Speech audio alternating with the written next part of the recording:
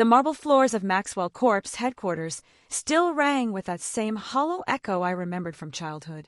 Standing in the lobby after 5 years felt surreal, like stepping into an old photograph where everything looked identical, yet carried an entirely different weight.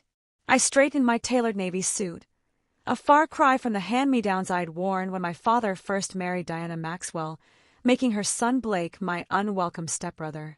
At 32, I was no longer Sophia Carter, the awkward stepdaughter. I was someone else entirely. Miss Carter. The receptionist glanced up, confusion flickering across her face. I don't see you on the list for today's annual board meeting. Check again, I said, keeping my voice calm. I should be there. Blake's voice cut across the lobby, dripping with the same arrogance he'd perfected since prep school. Is there a problem here? He looked exactly as I remembered. Expensive suit, meticulously styled hair, and that smug expression that came with being the Maxwell heir apparent. His steps faltered when he saw me. Sophia! He recovered quickly, sneering. What an unexpected surprise. Come to beg for another job. The memory of 5 years ago stung sharply. When Dad died, suddenly, Blake had orchestrated my ouster from the company. Budget cuts, he called it, though everyone knew the truth. The stepdaughter didn't fit into Diana and Blake's vision for Maxwell Corporation, actually. I said evenly, I'm here for the board meeting. Blake laughed, the sound bouncing off the marble walls. The board meeting? That's rich. Sorry, sis, but this is for shareholders only. He moved to block the elevator. Why don't you run along and play entrepreneur somewhere else? If only he knew what I'd been doing these past 5 years.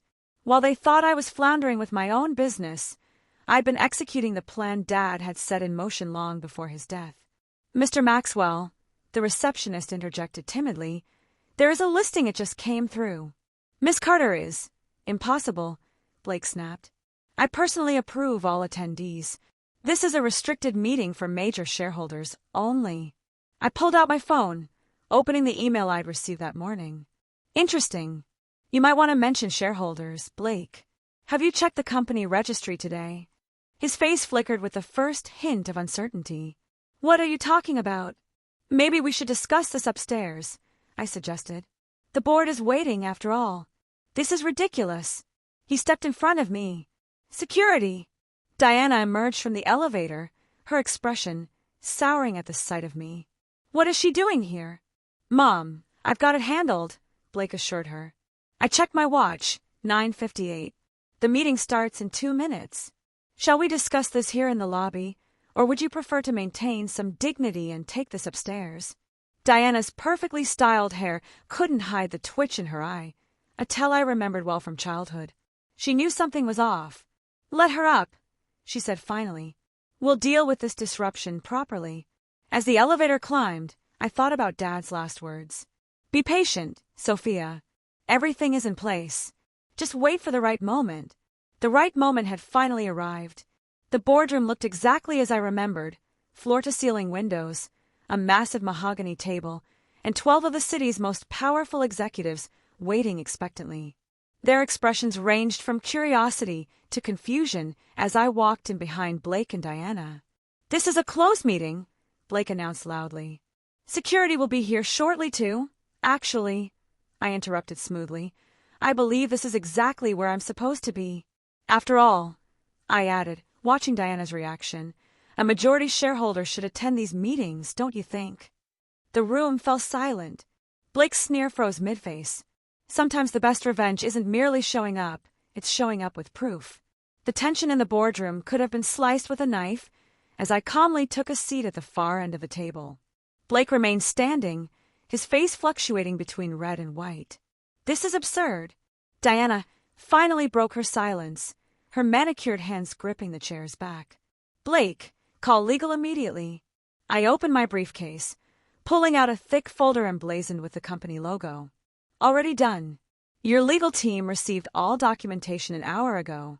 I believe Mr. Harrison should be arriving shortly. The boardroom door opened, and Thomas Harrison, Maxwell Corp's longtime legal counsel, entered. His expression was grave as he nodded to me. The documents are legitimate, he confirmed, causing a ripple of whispers around the table. Over the past 5 years, Through a series of carefully structured investments and proxy holdings, Ms. Carter has acquired a controlling interest in Maxwell Corporation. Blake slammed his hand on the table. That's impossible. We would have known. Every major share transaction requires board approval. Unless, I said with a small smile, those shares were acquired through multiple shell companies, each purchasing just under the reporting threshold.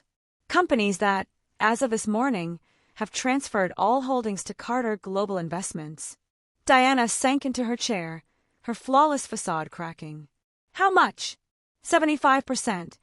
I stated clearly, watching their reactions. Which makes me, effective immediately, the majority shareholder of Maxwell Corporation. The board members shifted uncomfortably. These were not ordinary executives. They were Diana's hand-picked allies, each owing their seat to her influence. This is Father's company. Blake's voice shook with rage. You have no right, Dash. Actually, I countered, this was my father's company too. Or did you forget that he was CEO before you and Diana orchestrated his early retirement? The truth hung heavy. Everyone knew how Diana had manipulated her way into both the company and Dad's life, positioning Blake as heir apparent while systematically sidelining him. Mr. Harrison, I continued, please distribute the new organizational charts. As the documents circulated, Blake's face grew pale. The restructuring plan was thorough. New board members, a new management structure, and most importantly, new ownership. You can't do this, Diana whispered, her voice lacking conviction. Can I asked, pulling up the company's financial records on the screen. Shall we review the creative accounting that's been happening under your leadership? The offshore accounts, the suspicious consulting fees to shell companies owned by your brother. Several board members suddenly found their phones fascinating, avoiding Diana's desperate gaze. Or perhaps, I continued, we should discuss what really happened to my father's shares after his death, the ones supposedly sold to cover estate taxes. Blake's hand trembled as he reached for his water glass. He knew exactly what I was talking about, the forged documents, the manipulated transfer records. Those transactions were all legal, Blake insisted. Were they? I raised an eyebrow. The SEC might disagree. In fact, they're very interested in reviewing everything that's happened here over the past 7 years. The threat lingered like smoke in the room. Diana's carefully constructed empire was beginning to crumble, and everyone could feel it. The choice is simple, I stated, rising to address the board. Either we handle this transition professionally, or we let federal investigators handle it. Your decision. Just then my phone buzzed. A message from my team downstairs. Everything was in place for the next phase. You have 5 minutes to decide, I announced. Choose carefully. The clock ticked loudly as Diana and Blake exchanged panicked glances. They had no idea this was only the beginning. The next hour unfolded like a meticulously orchestrated symphony of corporate justice. As my team of auditors and security personnel secured the building's key offices, I presented the full scope of my investigation into Maxwell Corp.'s 7 years of systematic fraud, I announced, clicking through the slides. Unauthorized share transfers, manipulated board votes, and the suspicious circumstances surrounding my father's death. Blake's face shifted from red to ashen. You can't prove Dash. Actually, I interrupted, pulling up an email chain on the screen. I can prove everything, including your late-night meeting with Dad the evening before his heart attack. Diana sprang to her feet, toppling her chair. You're making accusations without Dash. Without what? Evidence, I said coolly, clicking to the next slide. Security footage appeared, showing Blake entering Dad's office that night. The cameras you thought were disabled, I noted, still recorded to a backup server. Fascinating conversation you had with him, Blake, especially the part about stepping down or facing consequences.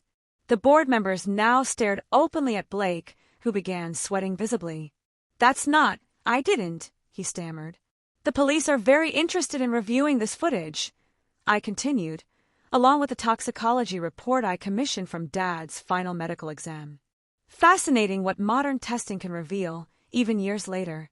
Diana's pristine composure finally cracked. You little Dash, she began. Mrs. Maxwell, Thomas Harrison interrupted sharply. I strongly advise against further comments without legal counsel present. I smiled, thinking of the countless nights I had spent building this case, gathering evidence, and waiting for the perfect moment. Speaking of legal counsel, the FBI agents in the lobby would like to discuss certain offshore transactions. The room erupted into chaos. Board members hurried to distance themselves from Diana and Blake, suddenly eager to cooperate with any investigation. "This isn't just about ownership," I announced over the commotion. "This is about justice.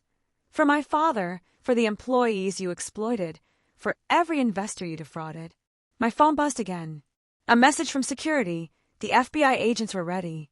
Blake lunged for the door, but my security team was faster.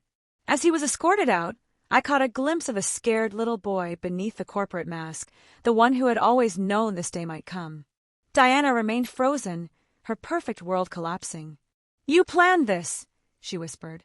"All these years, I learned from the best," I replied coldly. "You taught me how to play the long game. Remember all those lessons about patience and positioning?" The remaining board members now looked at me with a mix of fear and respect. They had witnessed not just a takeover, but the dismantling of an entire corrupt regime. "As of this moment," I addressed them, "Maxwell Corporation is under new management. Those who cooperate with the investigation will be treated fairly. Those who don't," I glanced at Diana's empty chair, "will face the consequences." Outside, police lights flashed against the growing dusk. 5 years of planning, careful manipulation, and playing the grieving stepdaughter had led to this moment. But this wasn't the end, it was only phase 2. In the following weeks, Maxwell Corporation was transformed from the ground up. The media called it the Carter Revolution, a complete corporate restructuring that sent shockwaves through the business world. But for me, it was personal, justice served cold and methodically. Blake and Diana's arrests dominated headlines. Maxwell Corp's charges of corporate fraud and conspiracy became the talk of every business channel. Yet it was the follow-up story that truly shook the industry. My father's death was now under investigation for possible foul play. Sitting in Dad's old office, now mine, I reviewed the latest forensic audit reports. Each page revealed another layer of their deception, another piece of the puzzle that had led to his death. "Miss Carter," my assistant's voice came through the intercom. "The board members are here for the emergency session." I straightened Dad's old photograph on the desk, the only personal item I had allowed in this space. "Send them in." The remaining board members filed in, humbled compared to 3 weeks prior. Amazing what federal investigations could do for people's attitudes. "Thank you for coming," I began, noting how they now hung on every word. "Today we're discussing the future of Maxwell Corporation, or as it will soon be known, Carter Technologies." A ripple of murmurs ran through the room at the symbolic, necessary name change. "The preliminary investigation has revealed that many of you were aware of Blake and Diana's activities," I continued, watching faces pale. "Some of you even assisted them." "Miss Carter," one of them began, "we were under tremendous pressure. Save it." I cut him off. "I'm not interested in excuses. I'm interested in solutions. Each of you has until the end of the day to submit resignations or evidence of your cooperation with the federal investigation. Choose wisely." As they filed out, my phone buzzed. A text from the prison where Blake was held. "Your stepbrother is requesting a meeting." I declined. Some conversations weren't worth having. Later that evening, as I reviewed the company's new direction with my team, Thomas Harrison entered with another set of documents. "The toxicology results are conclusive," he said quietly. "Your father was poisoned." They had added first-degree murder to the charges. I nodded, feeling a weight lift that I had carried for 7 years. "And Diana?" Diana cracked under. Questioning that morning, blaming everything on Blake. He wasn't taking it well, of course. But she had always been a survivor, Diana Maxwell, willing to sacrifice anyone, even her own son, to save herself. The next morning, I called an all-company meeting in the main auditorium. Every employee, from executives to maintenance staff, gathered to hear the new direction. Maxwell Corporation was built on my father's principles of innovation and integrity, principles that had been betrayed by those who put greed above ethics. "Today," I began, "we returned to those values." I announced the changes, improved employee benefits, ethical business practices, and a profit-sharing program that made everyone a stakeholder in our collective success. But most importantly, I concluded, we are establishing the James Carter Foundation for Corporate Ethics, funded by the recovered offshore accounts. Its first mission, investigating suspicious deaths in corporate America. The applause was deafening.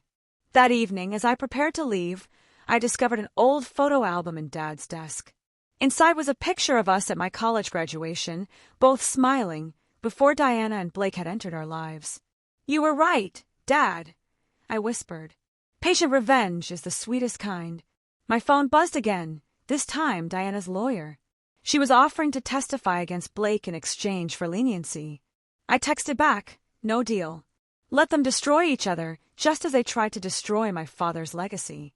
The city lights twinkled outside my office window as I reviewed tomorrow's agenda, board restructuring, ethical compliance programs, and the launch of our new technology division. Blake had once sneered that the board meeting was for shareholders only. He never imagined that his stepsister would end up owning not just the shares, but the entire game. Sometimes, the best revenge isn't simply taking back what's yours. It's building something stronger from the ashes of what they tried to destroy. Questioning that morning, blaming everything on Blake. He wasn't taking it well, of course. But she had always been a survivor, Diana Maxwell, willing to sacrifice anyone, even her own son, to save herself. The next morning, I called an all-company meeting in the main auditorium. Every employee, from executives to maintenance staff, gathered to hear the new direction. Maxwell Corporation was built on my father's principles of innovation and integrity, principles that had been betrayed by those who put greed above ethics. Today, I began, we returned to those values. I announced the changes, improved employee benefits, ethical business practices, and a profit-sharing program that made everyone a stakeholder in our collective success. But most importantly, I concluded, we are establishing the James Carter Foundation for Corporate Ethics, funded by the recovered offshore accounts. Its first mission, investigating suspicious deaths in corporate America. The applause was deafening. That evening, as I prepared to leave, I discovered an old photo album in Dad's desk. Inside was a picture of us at my college graduation, both smiling, before Diana and Blake had entered our lives. "You were right, Dad," I whispered. "Patient revenge is the sweetest kind." My phone buzzed again, this time Diana's lawyer. She was offering to testify against Blake in exchange for leniency. I texted back, "No deal. Let them destroy each other, just as they tried to destroy my father's legacy." The city lights twinkled outside my office window as I reviewed tomorrow's agenda, board restructuring, ethical compliance programs, and the launch of our new technology division. Blake had once sneered that the board meeting was for shareholders only. He never imagined that his stepsister would end up owning not just the shares, but the entire game. Sometimes, the best revenge isn't simply taking back what's yours. It's building something stronger from the ashes of what they tried to destroy.